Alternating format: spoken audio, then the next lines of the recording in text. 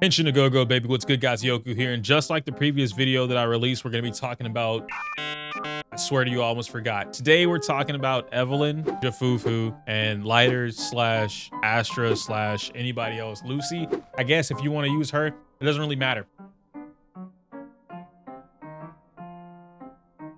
Point being is that a lot of questions were asked regarding Evelyn and Ju Fufu and whether or not they would work. Some questions being whether or not you could replace Lighter with Ju Fufu, which short answer, probably not. I mean, you can. I did it. It's not the best. It's one of those things where, like, to be completely honest, if you have that option, go for it. It's not horrible.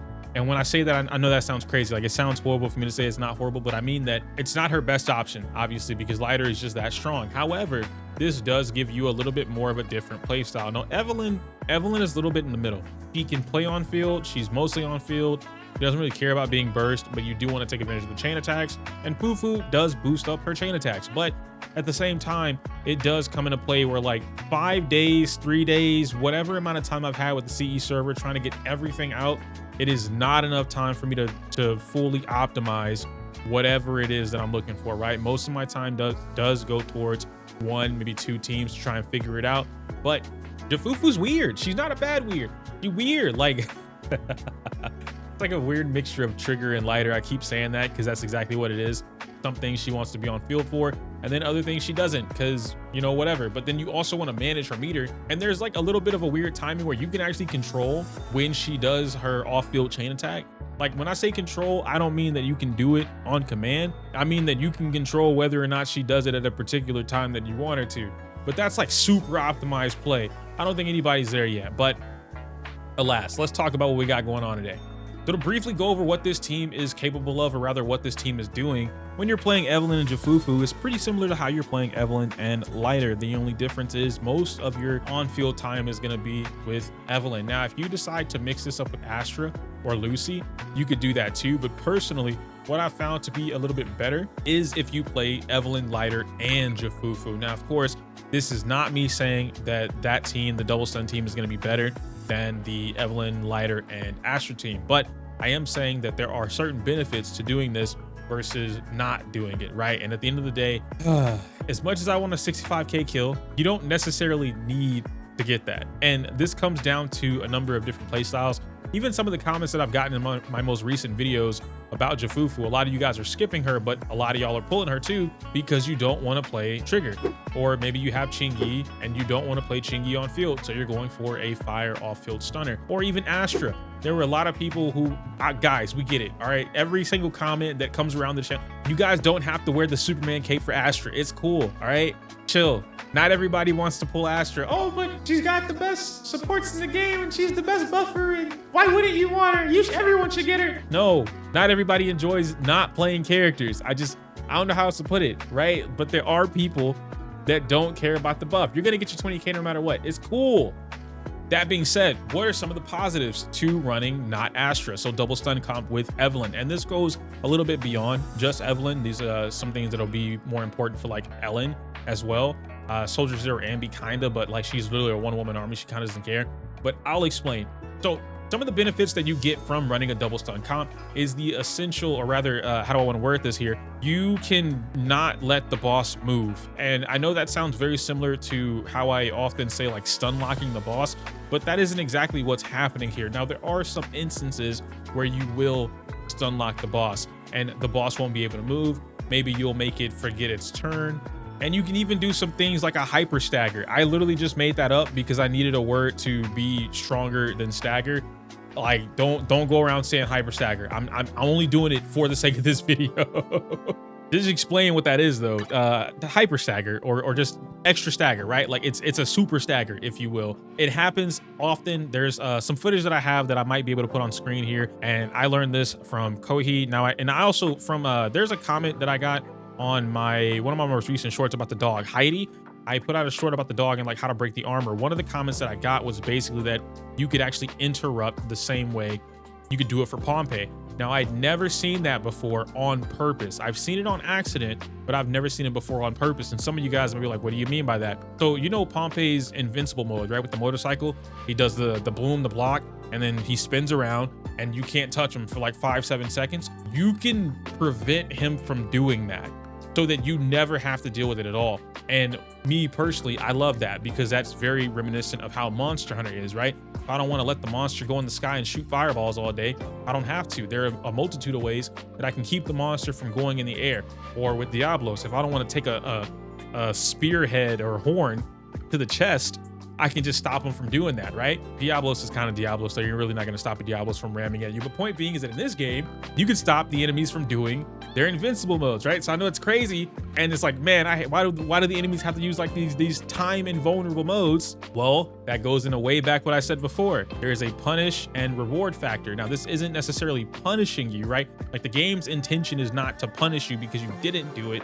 The game's coding is to just naturally do it, right? It's fighting you. It's a boss. The boss's code is don't let you in. The boss's code isn't, I guess I'll let you in today. Like, no, that's not what the boss is there for. But when it comes down to preventing it, you get a reward for it. And so like, I don't know, like I don't really like using the whole punish reward thing because you're not really getting punished for it per se. But the reward is that if you go out of your way to learn it and you do it, you don't have to deal with the invulnerable mode, the invincible mode, and then bye motorcycle, right? Like that's how that is. And so double stun allows you to do that. So I'm going to show you guys one of the clips here that I have, and you'll see what ends up happening with the motorcycle. And in the same clip, there's a couple clips that I have. He goes in a motorcycle anyway. And this is simply because I don't fully understand what it is that I'm doing to stop him at all times. Now, some of the things that I've learned actually stagger him or stop him from activating this mode and potentially make him make another action. There is one particular mode where he comes out of the sun and he's going to swing his motorcycle down at you, the blade, and it's like an overhead swing. If you parry this and then stagger him, right? Parry him and then do an ultimate, or parry him and activate an anomaly, something like that. Basically stop him from doing the follow-up swing, then he won't do the motorcycle attack. However, you need to stun him almost immediately after that, because if he recovers from that stagger, he's immediately going to do the motorcycle swing into the fully invulnerable. Anomaly trigger, specifically burn. Burn actually stops him from doing the invincible mode as well. Not permanently, of course. Same conditions apply that I mentioned before. After you do it, you got a couple seconds. If you didn't stun within those couple seconds, he is immediately going to go into his invincible motorcycle mode. And then with your ultimates, because they have a very large interrupt scaling to a lot of these ultimates, especially stunners, then you just hit them with an ultimate. There are a lot of times where, and this is where I'm getting used to by the time you're watching this video, I'm getting used to, hey, I just finished my stun combo. He's waking up. There's a certain frame where he's like, all right, I'm ready to attack now. You ult him, he stops. He gets, knocks back a little bit. He staggers. Follow up with EX skills. If those have any type of interrupt on them, like for instance, Lighter's EX uppercut, has got a bit of interrupt on it as well. Ju Fufu's EX skill where she slams down the tiger ball, that's got a lot of interrupt on it. And then her ultimate has a lot of interrupt as well. So you can pretty much just cash out. And because Ju Fufu with her signature ability to be able to give you plus 1000 decibels, this makes it so much easier. If you play the rotation correctly, this makes it so much easier for you to always have ultimate or enough meter to do like 2 EX skills whenever they come out of the stun. So what ends up happening, and what I'm assuming needs to happen, is that every single time you bring Pompey out of stun, you need to have a full or half a bar, right? Half stick of butter, whatever, some ultimates, something. You need to be able to stun him, stagger, and whatever else in between that phase, so that he either chooses to do something else, which some of the options that he does is like a double swing. It won't immediately go into the motorcycle. He'll still do the overhead. You parry that, and then he'll do a follow-up swing. You parry that, and he'll flip in the air or something like that and slam down. It's going to be a red dodge, and then that's your last opportunity to get the stun off before he goes straight into the motorcycle swing. So it's kind of like if he pulls his sword out of the ground, if you didn't stun him by that point, he's going to do the fully invulnerable mode. And so that's super cool to kind of like witness and realize, but this is something that I would not have discovered, or rather wouldn't have even bothered with if it was not for double stun. And so now that I've talked about double stun a little bit, my scores are relatively similar to what I would have gotten with Astra, because I'm able to essentially stop him from wasting my time. And that's a little bit different, right? That's kind of one of the things that I wanted to bring up, was that the main difference between double stun and then not using double stun. So I guess like standard, right? You have your stunner, you have your support, and you have your DPS character. That would be considered standard in my opinion. And what you're doing is, hey, you might be able to get another invulnerable phase, or maybe I don't kill you in the first stun, whatever. But ideally, my goal is to do as much damage as possible within this one stun window, which means you get less stun windows, right? But you make up for it by doing more damage in the stun window. compared to having a double stun comp. You get more stun opportunities, you stun significantly faster, but you don't do as much damage. Now here's the thing. This is where I believe Ju Fufu really shines, because Ju Fufu is acting similar to, and like I told you guys before, like a mixture of Trigger and Lighter. What Ju Fufu brings to the table is having the ability to not only buff up your crit damage by, I think it's 30%, and then if you're giving her the King of the Summit, then you get an extra 50% crit damage. Then she also boosts up the chain attack damage by 20%. Evelyn loves that. And then she boosts up your ultimate damage by 40%. And a character like Ellen really loves that. I mean, Ellen likes chain attacks too, and Evelyn likes ultimates too, but you guys kind of get where I'm going with that. She also boosts up her own impact, and she gives you the refund on decibels for attack and rupture units. So she's basically a stunner with a lot of unique or very tailored to support buffs built into her kit. And I think more of that, more of Ju Fufu, the type of kit that she has, is really going to help bring up the double stun comp. We see the benefits to that with a character like Hugo, right? Where you have so much damage built into your own kit that as soon as you get that stun, at least 50% of their HP, no matter what, is gone. Just like that. Hugo is a very strong character by being able to do that. But Hugo has his limitations. The limitations being that I can only do this in stun, versus a character like Evelyn or Soldier Zero or even Ellen. They do all of their damage or most of their damage within stun, but they're still able to do a significant or a decent, consistent amount outside of stun. And once you start adding some of these other stun characters like Trigger with the 35% damage multiplier all the time in and out of stun, once you start adding characters like Ju Fufu who increase your crit damage or other specific types of damage to be able to help you do X amount of things within the stun window. And then of course you have stunners like Lighter that just, you know, are the perfect stun character for the ice type DPS and the fire type DPS. So I do believe at a certain point, a lot of this does come down to preference, but some of you guys really want numbers. Now, unfortunately, I'm not a math guy. I'm not wasting my time doing the math. However, I have played the game. I've done some research. I've done some studying. Let's talk about which team or which team comp is actually stronger. However, there is some nuance to that. And again, every video that I'm talking about, or rather all of my videos, kind of link up to the whole matchup thing that I'm going to talk about in another video. So anything with Astra is going to give you the more damage, just off rip. However, that more damage, right? That damage kind of evens itself out. The longer the fight goes on, the more the damage evens out. And that might sound a little odd for me to say that, so let me try and explain that. Basically, if you don't kill whatever it is that you're fighting in that one stun window, that single stun, if you don't take it out, if you don't do all your damage right then and there, your bonus, your benefit to having Astra on the team, it starts to even out with someone who's also running double stun. Because while now you need to work up the next stun cycle and do your damage within that stun cycle, a double stun comp is already working on their third or fourth stun window, and they're still doing moderate damage. Like, don't get it twisted. Not running Astra on your team doesn't all of a sudden mean you're doing ass, okay? Like, if Astra's on the team, let's say that her average out for Evelyn's attacks is somewhere within the 500k. Without Astra on the team and you're using the double stun, so Ju Fufu and Lighter, then that 500k might drop down to like 350, 410, 420, something like that, right? It really just depends on your build, what sets you're running, who's doing what, if all of your buffs are lined up at the right time. And this is some of the things that makes, like, that's what makes the math part, the calcing part when it comes to Zenless really difficult, because you can't calc every scenario. Like, when you look at a calc, they're calcing at a base level. It's almost impossible for you to do a perfect calc in this game versus what's gonna actually happen in the game. Sometimes you don't have your buffs up. Sometimes when you're playing, the enemy doesn't do what it's supposed to do. Sometimes you don't break within a certain time period or cycle.